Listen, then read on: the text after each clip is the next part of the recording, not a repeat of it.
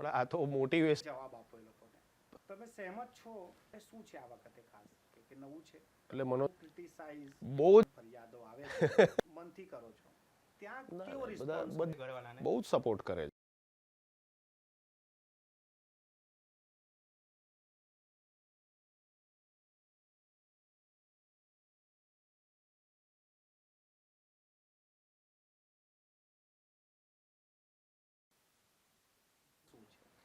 એટલે પણ આ તો મોટિવેશન જવાબ આપો એ લોકોને. હંમેશા છે ને શરૂઆત સારી વસ્તુથી જ કરવી જોઈએ આપણે. એટલે મને ક્રિટિસાઇઝ બહુ જ ફરિયાદો આવે છે મનથી કરો છો ત્યાં કેવો બધા રિસ્પોન્સ ઘરવાળાને? બહુ જ સપોર્ટ કરે છે.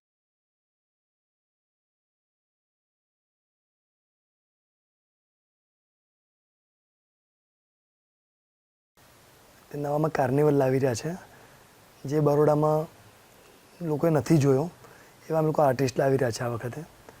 આર્ટિસ્ટના નામ અમે લોકો શોર્ટ ટાઈમમાં રિવીલ કરીશું, બટ એ પણ સારા એવા મોટા આર્ટિસ્ટ છે જે બરોડાની પબ્લિકને ખૂબ મજા કરાવશે. એટલે મને ક્રિટિસાઇઝ બહુ જ ફરિયાદો આવે છે મનથી કરો છો ત્યાં કેવો બધા રિસ્પોન્સ ઘરવાળાને? બહુ જ સપોર્ટ કરે છે.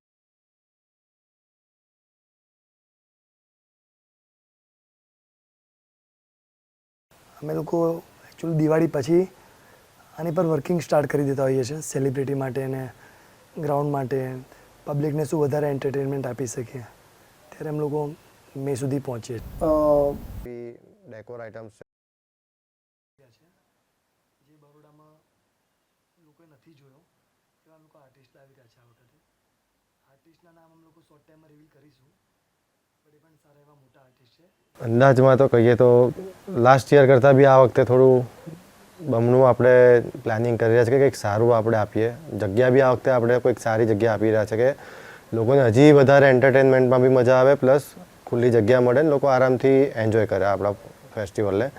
જેવી રીતે લોકોનો સપોર્ટ છે એ રીતે આ વખતે આર્ટિસ્ટ પણ લાસ્ટ ટાઈમ કરતાં હજી વધારે સારા ઇમ્પ્રૂવમાં લાવી રહ્યા છે અને ખરેખર બહુ મજા આવશે આ વખતે.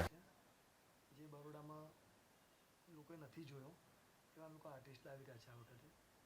આર્ટિસ્ટના નામ અમે લોકો શોર્ટ ટાઈમમાં રિવીલ કરીશું, બટ એ પણ સારા એવા મોટા આર્ટિસ્ટ છે જે બરોડાની પબ્લિક રહી છે. અંદાજમાં તો કહીએ તો લાસ્ટ યર કરતાં બી આ વખતે થોડું બમણું આપણે નવેમ્બર ડિસેમ્બરથી પ્લાનિંગ આપણું ઓલમોસ્ટ ચાલુ થઈ જાય બધું જ.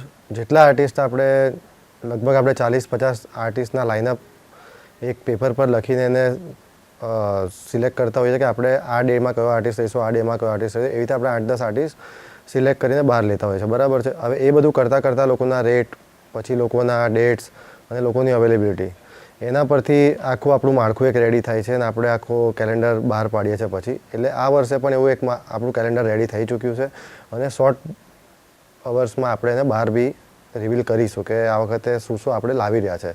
અને આ વખતે આખું કાર્નિવલ થીમ પર છે. જે રીતે ટેસ્ટ ઓફ વડોદરા દર વર્ષે કંઈ ને કંઈ અલગ અલગ થીમ પર આવતું હોય છે, આ વર્ષે ટોટલી કાર્નિવલ પર છે, એકદમ નેક્સ્ટ લેવલ કાર્નિવલ કે લોકોને આમ મજા જ આવશે આમ. અને ડિફરન્ટ એમાં બી કાર્નિવલ આર્ટિસ્ટ છે, કાર્નિવલ થીમ પર બધી ખાસી એવી ડેકોર આઇટમ્સ છે, ખાસ એવા ફોટો બૂથ્સ છે, એ બધું આપણે આ વખતે ઇમ્પ્રૂવ કર્યું છે અને મજા આવશે. એટલે લોકોને આમ એટ્રેક્ટ થવાનો સારો એવો ચાન્સ ફરી એક વખત આપણે આપી રિવીલ કરીશું કે આ વખતે શું શું આપણે લાવી રહ્યા છે. અને આ વખતે આખું કાર્નિવલ થીમ પર છે. જે રીતે ટેસ્ટ ઓફ વડોદરા દર વર્ષે કંઈ ને કંઈ અલગ અલગ થીમ પર આવતું હોય છે, આ વર્ષે ટોટલી કાર્નિવલ પર છે, એકદમ નેક્સ્ટ લેવલ કાર્નિવલ કે લોકોને આમ મજા જ આવશે આમ.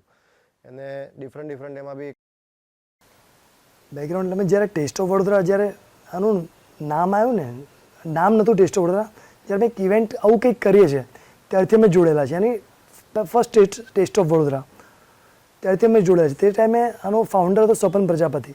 એટલે ત્યારથી હું, વિવેકભાઈ, નિકુંજભાઈ, અક્ષયભાઈ એમ બધા જ ટીઓવી જોડે જોડેલા છે. અને અમે એક પેશનથી કે ચલો કરીએ, બરોડાને કંઈક એવી વસ્તુ આપીએ કે આખા વર્લ્ડમાં બરોડાનું નામ ફેમસ થાય. અને એના માટે જ આજે વર્લ્ડનો લોંગેસ્ટ ફૂડ એન્ડ ફેસ્ટિવલ કહેવાય છે ટેસ્ટ ઓફ વડોદરા. બેકગ્રાઉન્ડ છે?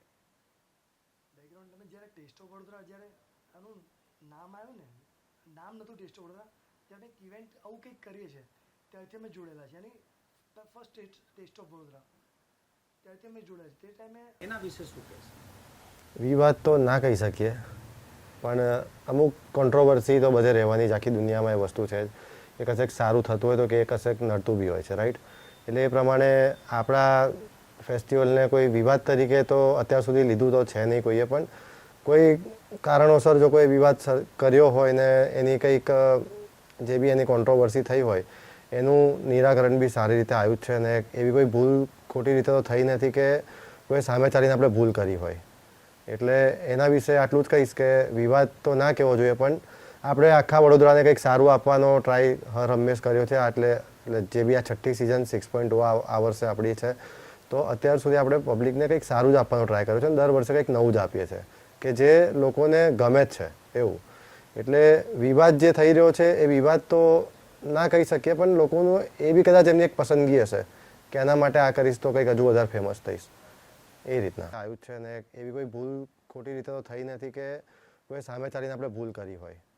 એટલે એના વિશે આટલું જ કહીશ કે વિવાદ તો ના કહેવો જોઈએ, પણ આપણે આખા વડોદરાને કંઈક સારું આપવાનો ટ્રાય હર હંમેશ કર્યો છે. એટલે જે બી આ 6ઠ્ઠી સિઝન 6.0 આ વર્ષે આપણી છે, તો અત્યાર સુધી આપણે પબ્લિકને કંઈક સારું.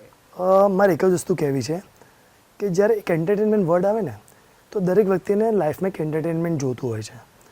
ઘણા બધા લોકો હમણાં અમદાવાદમાં કોન્સર્ટ થયો, બરોડાથી બધા લોકો ત્યાં જોવા ગયા. ઘણા લોકો અહીંયાથી સુરત જાય છે, બોમ્બે જાય છે કોન્સર્ટ જોવા માટે, પણ જ્યારે આપણે વડોદરામાં કોન્સર્ટ કરે છે ત્યારે એ વસ્તુની લોકોને કદર નથી.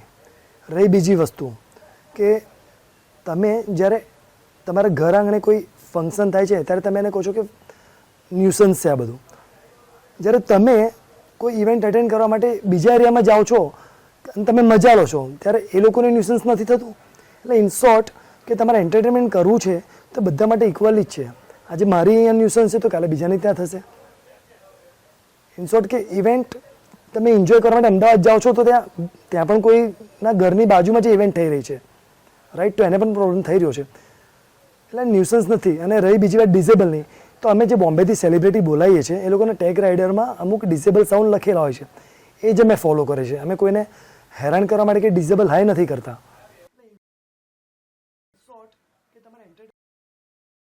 કરવું છે તો બધા માટે ઇક્વલી જ છે.